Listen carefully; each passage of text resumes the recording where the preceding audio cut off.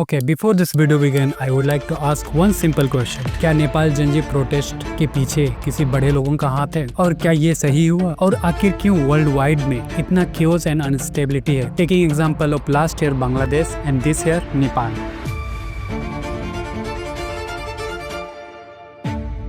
आखिर क्यों जापान के प्राइम मिनिस्टर इसाबा का रिजाइन होना, फ्रांस के भी प्राइम मिनिस्टर का रिजाइन होना और आज केपी शर्मा ओली का भी रिजाइन होना, क्या ये कोई इत्तेफाक है? जिस प्रकार सिक्के के दो पहलू होते हैं उसी प्रकार इस कहानी के भी दो पहलू हैं। मैं ऐसी बात बताने वाला हूँ जिसके बारे में कोई बात नहीं कर रहा है।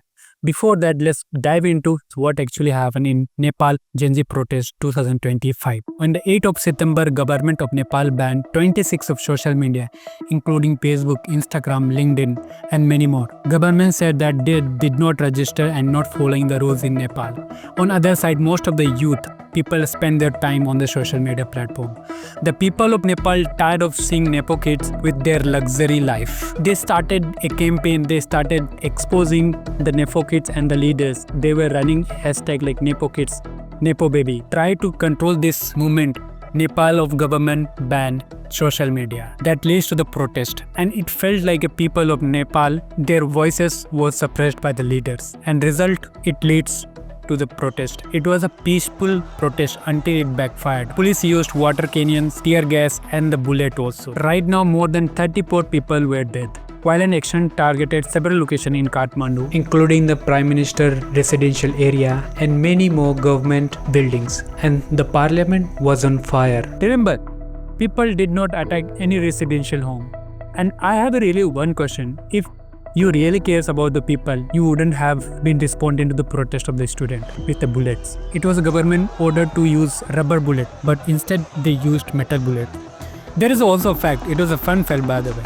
Also they used this flag. Yeah, so basically this flag belongs to the series called One Piece, and it means against of the corruption, against of the government. Also this flag has been already used in similar protest that had happened in Indonesia. Now, all this scenario shows youth is backbone of the country and how they are powerful. Now, I don't want to go deep into this because you already know what happened. I will talk about the history of Nepal, and also I will talk about the governance structure of Nepal, why there is so much corruption. And if you are still watching this video, make sure you subscribe. Let's get into the next chapter. Now let's talk about the government structure of Nepal to understand better. तो 2006 में comprehensive piece agreement sign हुआ, जिसके तहत monarchy खत्म हुआ, यानी कि राजतंत्र खत्म हो गया। अब इसके बाद 2008 में एक गवर्नमेंट फॉर्म करती है। उससे तीन मेजर पार्टीज फॉर्म होती है। पहला कांग्रेस नेपाली पार्टी, दूसरा कम्युनिस्ट पार्टी और तीसरा माओवादिस्ट पार्टी। अब ये तीनों पार्टी एक दूसरे बिलीफ से बिल्कुल अलग है। जो पहला जो कांग्रेस पार्टी है वो डेमोक्रेसी पे बिलीव करती है। दूसरी जो पार्टी है कम्युनिस्ट, जो कि चाइना के आइडियोलॉजी पे बिलीव करती है, यानी कि कम्युनिस्ट, एक राज एक राजा। और तीसरी जो पार्टी है माओवादिस्ट पार्टी, ये इन दोनों पार्टी से बिल्कुल अलग है। और ये पार्टी अपने आप को पॉलिटिक्स पार्टी भी नहीं मानती, ये अपने आप को एक ऑर्गेनाइजेशन मानती है।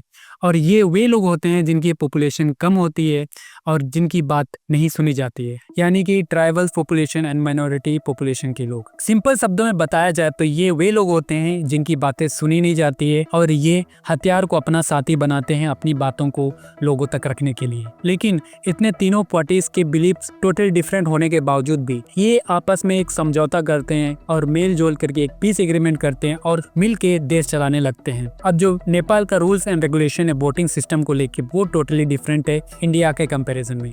फॉर एग्जांपल, इंडिया में 500 लोकसभा सीट है, तो अगर किसी पार्टी को मेजोरिटी सीट मिल जाता है, यानी कि 251 सीट मिल जाती है, तो वो पार्टी गवर्नमेंट फॉर्म कर सकती है। इनकेस अगर नहीं मिलता, दो पार्टीज मिलके एक अलायंस बना के वो गवर्नमेंट फॉर्म करती है। लेकिन नेपाल में बिल्कुल अलग है। अब इसको समझने के लिए मैं एग्जांपल लेता हूँ। तो नेपाल में 275 सीट्स हैं, लेकिन इन्हें दो पार्टों में डिवाइड किया है। 165 सीट वो नॉर्मल वोटिंग के द्वारा और 110 सीट है, और इसे बोला जाता है प्रोपोर्शनल रिप्रेजेंटेटिव सिस्टम। इसे लागू करने का भी एक रीजन था, ताकि जो कम पॉपुलेशन वाले लोग हैं, माइनॉरिटीज है, उनकी बात भी सुनी जा सकती। और ये जो सिस्टम है काफ़ी अच्छा था, लेकिन ये बैकफायर कर गई। अब समझते हैं एग्जांपल से। Suppose Nepal Congress 30% of seat जीत जाती है 110 सीट्स में से, यानी कि 33 सीट्स, और CPN यानी कि कांग्रेस कम्युनिस्ट पार्टी 50% सीट जीत जाती है 110 में से, यानी कि 55 सीट्स। अब ये मिलके दो पार्टी मिलके गवर्नमेंट फॉर्म करती है। अब डेमोक्रेसी का मतलब ही क्या होता है? जनता एक रिप्रेजेंटेटिव को चूज करे और वो गवर्नमेंट फॉर्म करे, राइट। लेट्स सपोज 15 सीट्स हैं, 15 सीट्स में से 5 सीट्स जेंडर रिजर्वेशन है एंड 2 या 5% ट्राइबल पॉपुलेशन या तो लो पॉपुलेशन रिजर्वेशन है, और बाकी जो सीट्स है वो कौन डिसाइड करते हैं? जो जनता करना चाहिए, राइट। लेकिन नहीं, ये जो डिसाइड करने वाली होती है वो पॉलिटिक्स पार्टीज डिसाइड करती है जो सत्ता पे है। ऐसे में एक मोनार्की क्रिएट हो जाता है। जो सत्ता पे है वही पिछले 10-20 सालों से रूल कर रही है। कभी ओली बोलता है भाई तुम बन जाओ, कभी वो नेता बोलता है, और ये पॉलिटिक्स पार्टी ही डिसाइड करती है जो सत्ते पे है।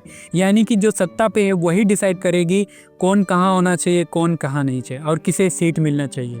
अब पिछले 2 दशकों में 14 बार गवर्नमेंट फॉर्म हुई है। इसी के परेशान के कारण नेपाल के यूथ आज सड़कों पे उतरे हुए हैं। So at the end as of now 51 people are dead, including 21 protesters, 9 prisoners and 3 police officers and 18 others, and more than 1,300 people injured.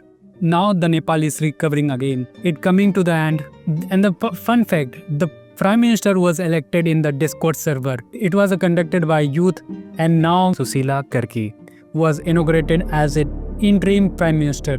That's all from my side. अगर फिर कोई अपडेट आता है तो we'll make a video about it. So मिलते हैं कुछ ऐसे ही वीडियोस में, तब तक के लिए बाय।